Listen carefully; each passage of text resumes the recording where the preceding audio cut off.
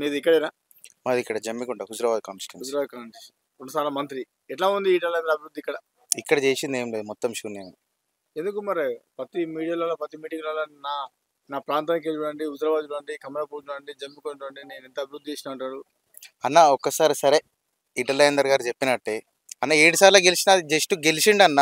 మా అందరి పైసలతో ఆయన పెద్దోడు అయ్యిండు తప్ప ఆయన వల్ల మా కాన్ఫిడెన్స్ వచ్చింది ఏది లేదు. అంటే ఓన్లీ టీఆర్ఎస్ మీద ఉన్న అభిమానంతో మీరు ఎస్సీలో టీఆర్ఎస్ మీద ఉన్న అంత కేసీఆర్ గారు బొమ్మ చేయబట్టే ఆయన 7 సార్లు గెలవడం జరిగింది ఇక్కడ. అంతే అంతే. ఈ వ్యక్తిగతంగా ఈటల రాజేందర్ ఏం చేసిండు? వ్యక్తిగతంగా ఈటల రాజేందర్ ఇక్కడ ఏం లేదు. కేసీఆర్ గారు బొమ్మతో గెలిచి ఆయన పెద్దోడు అయ్యిండు, మమ్మల్ని మీ అందరం ఇట్లున్నాం. ఆయన ఆస్తులు అన్ని మా పేర్లు చెప్పి సంపాదించుకున్నాడు, చేసింది ఏది లేదు. ఈటల రాజేందర్ గారు బీజేపీ పార్టీకి ఈ హుజరాబాద్ ప్రజలను కాపాడడానికి వేండా, ఆయన ఆస్తులు కాపాడుకుని వేండా? ఆయన ఆస్తులు కాపాడుకోవడానికే వేయండి అన్న. ఒక పాయింట్ చెప్తా.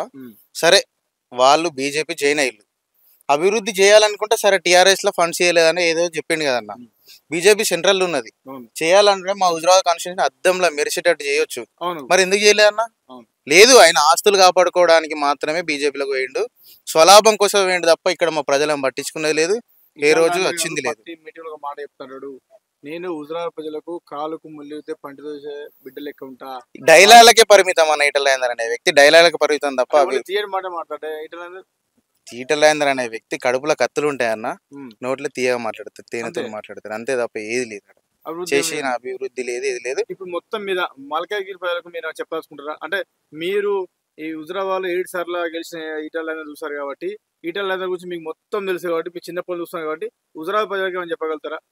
మల్కాజ్గిరి ప్రజలకు చెప్పేది ఏంటంటే, ఆల్రెడీ ఇక్కడ మేము మోసపోయి గుర్తించుకున్నాము. మల్కాజ్గిరి ప్రజలకు ఒకటే చెప్తున్నా, మీరు మోసపోతే గోసపడతారు. ఈటల రాజేందర్ గారిని మేము మా హుజరాబాద్ నుండి పంపించేసినామండి.